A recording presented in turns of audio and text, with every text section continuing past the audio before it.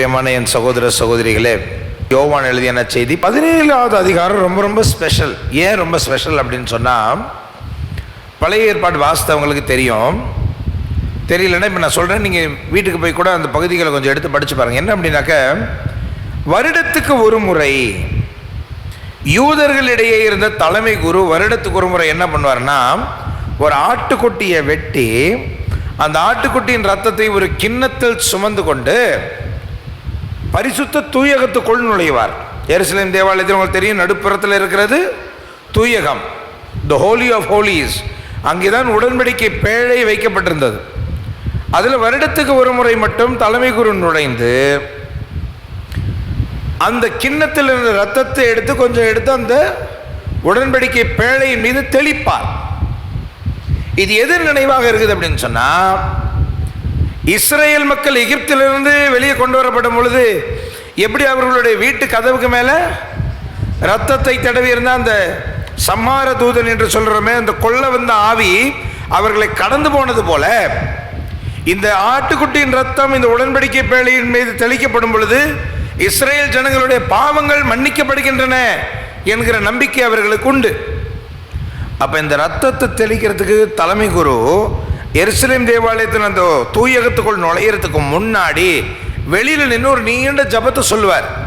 யாருக்காக ஜபிப்பார்னா, அவருக்காகவும் மற்ற குருக்களுக்காகவும் இஸ்ரேல் மக்களுக்காகவும் உலகத்தில் இருக்க அத்தனை மக்களுக்காகவும் ஒரு ஜபத்தை சொல்லிட்டு அந்த தூயகத்துக்குள்ளே நுழைவார். அது போலவே ஆண்டவர் இயேசு அவருடைய பாடுகளுக்குள்ளே நுழையிறதுக்கு முன்னாடி இந்த 17வது அதிகாரம் வரும். என்ன இருக்கு?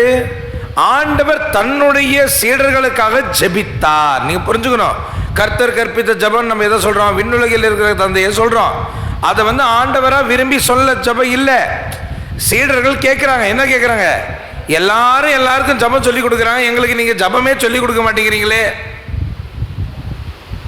புரிஞ்சுக்கணும், எப்படி ஆண்டவர் யாருக்கும் ஜெபம் பண்ண சொல்லி கொடுக்கறதா இல்லை, சீடர்கள் தான் என்ன கேட்குறாங்க? ஆண்டவரே, எல்லாரும் அவங்க தலைவர் ஜெபம் பண்ண சொல்லி கொடுக்குறாங்க, எங்களுக்கு மட்டும் ஜெபம் பண்ண சொல்லி கொடுக்க மாட்டேங்கிறீங்களே.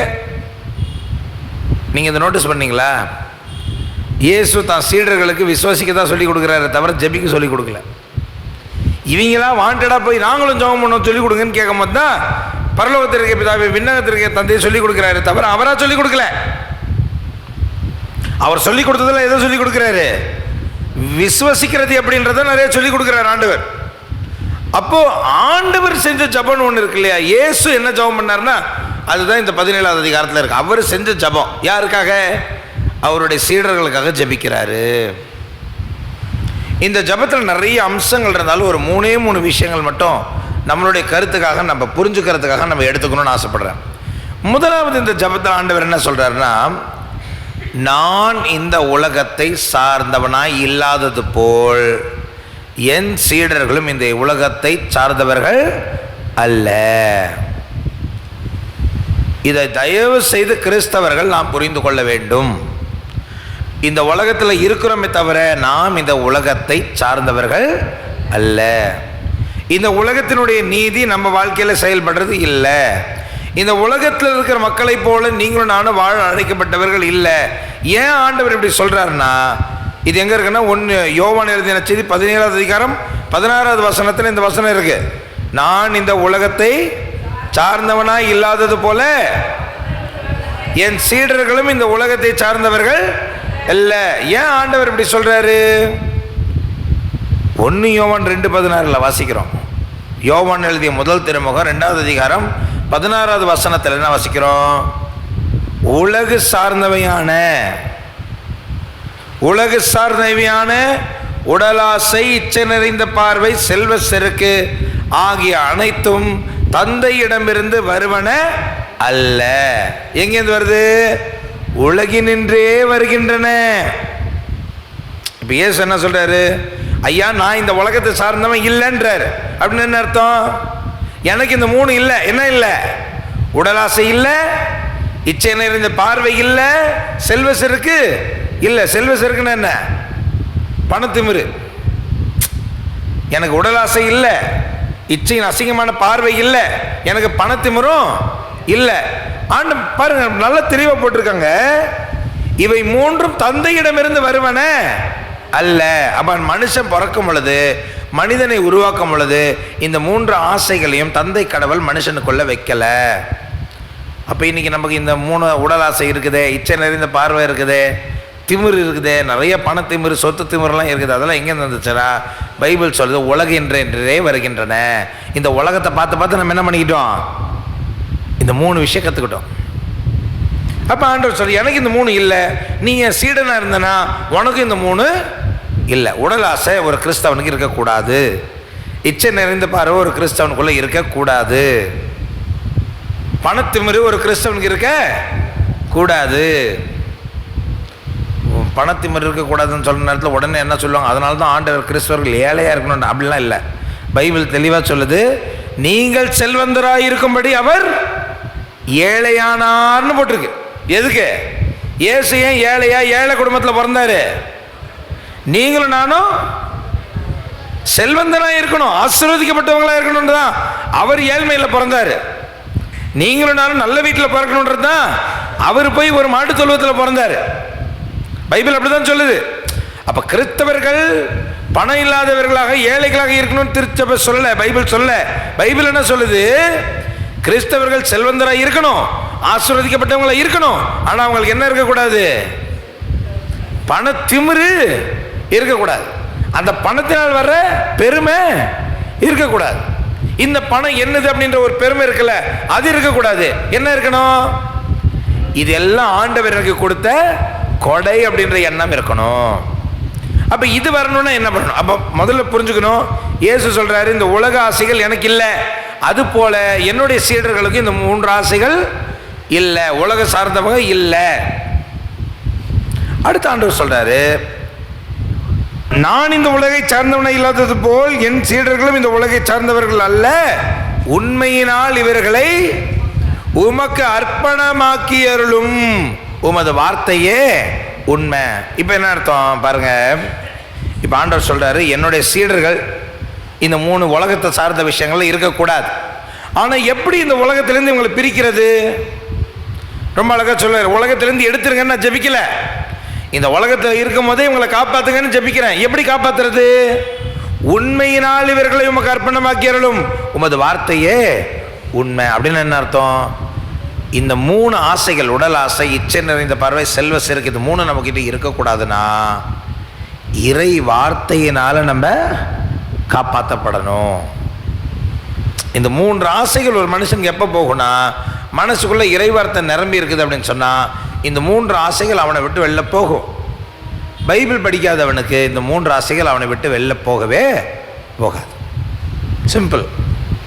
அப்போது ஒருத்தன் நல்ல கத்தோலிக்க கிறிஸ்தவனா வாழணும், ஆண்டவருக்கு நல்ல சீடனா வாழணும். எப்படி வாழணும்? இறை வார்த்தைகள் தன்னை மறைத்துக் கொள்கிறவனாக இருக்கணும். இயேசுவின் இரத்தத்தாலே மீட்கப்பட்டு வசனமாம் வேலியாலே காக்கப்பட்டு, சொல்லுங்க, இயேசுவின் இரத்தத்தாலே மீட்கப்பட்டு வசனமாம் வேலியாலே காக்கப்பட்டு கரை திரையற்ற பரிசுத்தரோடு ஏழை நான் பொன் வீதியில் உலாவிடுவேன், ஏழை நான் பொன் வீதியில் உலாவிடுவே, இன்ப இயேசு ராஜாவை நான் பார்த்தா போதும், மகிமையில் அவரோடு நான் வாழ்ந்தால் போதும். அப்ப இயேசுனுடைய ரத்தம் நம்மை மீட்கும், வசனம் வேலி அடைச்சு காக்கும். செஞ்ச பாவங்களுக்கு விமோச்சனம் இயேசுவின் ரத்தம். இனி பாவம் செய்யாமல் இருக்கிறதுக்கு விமோச்சனம் ஆண்டவருடைய வசனம். ஆவி உண்டு, வசனம் உண்டு, அன்றாடம் வெற்றி உண்டு இருக்கணும். வசனம் இல்லாதவர்களுக்கு தோல்வி உண்டு. ஆண்டவருடைய வார்த்தையை ஏற்றுக்கொள்ளாதவர்கள் ஆண்டவருக்கு பிள்ளையாவே இருக்க முடியாது. யோவான் எழுதின செய்தி 1 அதிகாரம் 11-12 வசனங்களை வாசிக்கிறோம். அவர் தமக்குரியவரிடம் வந்தார், தமக்குரியவரோ அவரை ஏற்றுக்கொள்ளவில்லை. 12வது வசனம், ஆனால் அவர் மீது நம்பிக்கை கொண்டு யாரெல்லாம் அவர்களை ஏற்றுக்கொண்டார்களோ அவர்களுக்கு கடவுளின் பிள்ளையாகும் உரிமையை தந்தார். ஆண்டவருடைய வார்த்தையில் நின்னால் தான் பரிசுத்தம். ஆண்டவருடைய வார்த்தைக்குள்ளே இருந்தால் தான் நம்ம பரலோகத்துக்கு போக முடியும். ஆண்டவருடைய வார்த்தை ஏற்றுக்கொள்கிறவர்களாக விசுவசிக்கிறவங்க இருந்தால் மட்டும்தான் நீங்களும் நானும் தந்தையின் கடவுளுடைய பிள்ளைகளாகவே இருக்க முடியும். அப்போ முதல் விஷயம் என்ன? கிறிஸ்தவர்கள் இந்த உலகத்தை சார்ந்தவர்கள் அல்ல. அப்போ இந்த உலகம்னா இந்த உலகத்தை சார்ந்தவங்க. நமக்கு இந்த இறை அரசு இருக்கு. பிளாத்து கேட்ப, நீ அரசு தானா அப்படின்னு கேட்கும்போது ஆண்டவர் சொல்லாரு, என்னுடைய அரசு இந்த உலகத்தை சார்ந்தது இல்லை, அது வேற, அது இறை அரசு. ஒவ்வொரு நாளும் ஜெபம் பண்றோம். என்ன ஜெபம் பண்றோம்? உமது ஆட்சி வருக, உமது அரசு வருகன்னு ஜெபம் பண்றோம். ஆனா அந்த அரசுக்குள்ள சேர்றதுக்கான எந்த வேலையும் பார்க்கறது இல்லை இல்ல. அதான் சின்ன வயசுல எங்க பிரதர் ஒருத்தர் சொன்னாரு, இந்த நோவா பெட்டகம் இருக்குல்ல, நோவாவின் பெட்டகம் ரொம்ப பெருசு. 2 ஃபுட்பால் கிரவுண்டு பக்கத்தில் வச்சா எவ்வளோ பெருசோ அவ்வளோ பெருசு. இப்போ நம்ம கோயில் மாதிரி ஒரு 8 கோயில் ஒன்றுக்கு மேலே ஒன்று அடுக்குனா எவ்வளோ பெருசோ அவ்வளோ பெரிய ஹைட்டு, அவ்வளோ பெரிய பெட்டகம். அது கட்டுறதுக்கு எத்தனை பேர் தேவைப்பட்டிருப்பாங்கன்னா ஆயிரக்கணக்கான மக்கள் தேவைப்பட்டிருப்பாங்க. இன்றைக்கி பல நூறுக்கணக்கான நாட்கள் அந்த பெட்டகத்தை கட்டியிருப்பாங்க. ஆனால் கட்டி என்ன பிரயோஜனம்? பிரளயம் வரும் பொழுது, பேரிடர் வரும் பொழுது நோவாவின் குடும்பம் மட்டும் எங்கே இருந்தது? பெட்டகத்துக்குள்ளே இருந்தது. இன்றைக்கி நிறைய பேர் கோயிலுக்கு நிறைய வேலை செய்கிறாங்க. இறையரசை கட்டி எழுப்புறாங்க, கேட்டிகிசம் சொல்லி கொடுக்குறாங்க, வீட்டு கோயிலில் வேலைகள் பார்க்குறாங்க, இறையரசுக்காக நிறைய வேலை பார்க்குறாங்க. ஆனால் இறையரசுக்குள்ளே இருக்கிறாங்களா? நோவாவின் குடும்பம் மட்டும்தான் இந்த பெட்டகத்துக்குள்ளே இருந்தது. கட்டினாங்க, கட்டினவங்க யாரும் எங்கே இல்லை? உள்ளே இல்லையே. என்ன பிரயோஜனம்? சர்ச்சுன்னு வரோம், சர்ச்சில் நிறைய வேலை செய்கிறோம், சர்ச்சில் அன்பியத்தில் இதில் அதில் நிறைய விஷயங்கள் செய்கிறோம். உண்மையில் இறை அரசுக்குள்ளே இருக்கிறோமா அப்படின்றது கேள்விக்குறி. அப்போ முதலாவது ஆண்டவருடைய பிள்ளைகள் இந்த உலகத்தை சார்ந்தவங்க இல்லை, அவங்க இறை அரசை சார்ந்தவர்கள். உலகை சார்ந்தவனா இல்லாமல் இருக்கணும்னா என்ன பண்ணணும்? இறை வார்த்தையில் தன்னை மறைத்து கொள்ளணும். சரியா? இந்த 2 விஷயங்கள் ஞாபகம் வச்சுக்கோ. மூணாவது கடைசி விஷயம், ரொம்ப முக்கியமான விஷயம், ஆண்டவர் இயேசு எப்படி ஜெபிக்கணும்னு நமக்கு சொல்லித்தரார். இந்த ஜபத்தினுடைய கடைசி வரி பார்த்தீங்கன்னா என்ன பொருக்கும் தெரியுமா? ஆண்டவரே, நீர் அவர்களை காத்துக்கொள்ளும்படி நான் என்னை அர்ப்பணிக்கிறேன் அப்படின்னு போட்டிருக்கேன். அந்த வார்த்தையை வாசிங்க. யோவான் எழுதின செய்தி 17வது அதிகாரத்தில் 19வது வசனம் வாசிங்க. அவர்கள் என் சீடர்கள் எல்லாம் உமக்கு அர்ப்பணமாகும்படி அவர்களுக்காக என்னையே உமக்கு. பாருங்க, இயேசு என்ன சொல்றாரு? நீங்க அவங்கள பரிசுத்தமாக்கணுன்றதுக்காக நான் என்ன பலியா ஒப்பு கொடுக்குறேங்கிறார். இதுதான் ஜபம். எப்படி? இப்போ ஒரு விஷயத்துக்காக நம்ம ஜபிக்கிறோம்னு வச்சுக்கோங்க. அதாவது எப்படின்னா, நமக்கு இந்த பழக்கம் இருக்கு. ஆண்டவரே, இவங்களுக்கு நோய் சரியாயிடணும், 2 நாள் சாப்பாடை விட்டு கொடுத்துட்றேன்றோம். ஆண்டவர் என்ன சொல்கிறது? வெளியடங்கமான எங்களுக்கு விஷயம் இல்லாமல் நான் எதை விட்டு கொடுக்கணுமோ அதை விட்டு கொடுக்கணும். ஃபார் எக்ஸாம்பிள், எனக்கு ஒரு கெட்ட பழக்கம் இருக்குதுன்னு வச்சுக்கோங்க. எனக்கு புறணி பேச கெட்ட பழக்கம் இருக்குது. ஒருத்தங்களுக்காக நான் ஜெபிக்கிறேன். அப்போ ஜெபிக்கும் போது நான் என்ன ஜெபிக்கணும்? ஆண்டவரே, அவங்களுக்கு சுகத்தை கொடுங்க. நீங்கள் அவங்க சுகத்தை கொடுக்கணுன்றதுக்காக இந்த கெட்ட பழக்கத்தை விட்டுடுறேன். சின்ன வயசில் எங்கள் கேட்டிகிசம் டீச்சர் சொல்லி கொடுத்தாங்க. வீட்டில் சண்டை வர மாதிரி இருக்குது, நீ சண்டை போடுவே அப்படின்னு தோணும் பொழுது உத்தரிக்கிற ஸ்தலத்தில் இருக்க ஆத்மாவை நீ காப்பாற்றலாம். எப்படி காப்பாற்றலாம் அப்படின்னு சொன்னால், ஆண்டவரே, எனக்கு இப்போ கோபம் வருது, சண்டை போடணும்னு தோணுது, ஆனால் உத்தரிக்கிற ஸ்தலத்தில் இருக்க ஒரு ஆத்மாவுக்காக நான் இன்றைக்கி சண்டை போடலை, இதை நான் விட்டு கொடுத்துட்றேன் அப்படின்னு விட்டு கொடுக்கணும். கரிமீன் இல்லை, செருப்பு போடுறது இல்லை, தலையில் பூ வச்சுக்கிறது இல்லை, பொட்டு வச்சுக்கிறது இல்லை. பாவத்தில் ஏதாவது ஒரு பாவத்தை என்ன பண்ணணும்? விட்டுறணும். நம்மளுடைய உலக ஆசைகளில் ஒரு சில ஆசைகள் இருக்கு இல்லையா, அந்த மாதிரி ஆசைகள் என்ன பண்ணணும்? ஆண்டவருக்காக விட்டு கொடுக்கணும். நான் சின்ன வயசில் பார்த்துருக்கேன், நிறைய பேர் குடும்பத்தில் நல்லா ஜெபிக்கிற ஃபேமிலிஸில் பிள்ளைகளுக்காக நிறையா காரியங்களை விட்டு கொடுக்குற பெற்றோர்களையும் நான் பார்த்துருக்குறேன். ஆண்டவரே, என் பிள்ளை நல்லா இருக்கும், அதுக்காக நான் இந்த விஷயத்தை விட்டுறேன், இந்த பழக்கத்தை விட்டுறேன், இப்படி பேசுகிறது நிறுத்திடுறேன். அந்த குடும்பங்களை நீங்கள் பார்த்தீங்கன்னா நிறைய ஆசீர்வாதமாக இருப்பாங்க. இது யாருடைய technique? Jesus technique of prayer. Try பண்ணி பாருங்கள். இயேசுவை போலவே நீங்கள் ஒரு காரியத்துக்காக ஜெபிக்கும் பொழுது விட வேண்டிய ஏதாவது ஒரு விஷயத்தை என்ன பண்ணி பாருங்கள், விட்டு பாருங்கள். அதனுடைய மகிமையும் அதனுடைய ஆசீர்வாதமும் பெரிதாக இருக்கும். விசுவசிக்கிறீங்களா? நம்புறீங்களா? உங்களை ஒப்பு கொடுப்பீங்களா? வலது கையை உயர்த்தி ஆண்டவர்கிட்ட ஒப்பு கொடுங்க. கண்ணில் உங்கள் வாயால் அறிக்கை எடுங்க. ஆண்டவரே, இது வரைக்கும் நான் ஜெபிக்க தெரியாமல் ஜெபித்த தருணங்களுக்காக மனம் வருந்துறேன். ஆண்டவரே, உங்களை போலவே ஜெபிக்க கற்றுக் கொடுங்கன்னு கேளுங்க.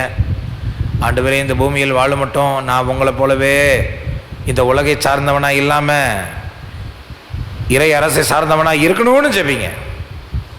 ஆசீர்வதிங்கன்னு ஜெபிங்க. ஒப்பு கொடுக்குறேன்னு சொல்லுங்கள். ஆண்டவரே, உங்கள் வசனத்தை டெய்லி வாசித்து அந்த வசனத்தின்படி இனிமேல் வாழவேன்னு ஒப்பு கொடுங்க. சரண்டர் பண்ணுங்க. May the Lord accept your surrendering. May the Lord accept your offering.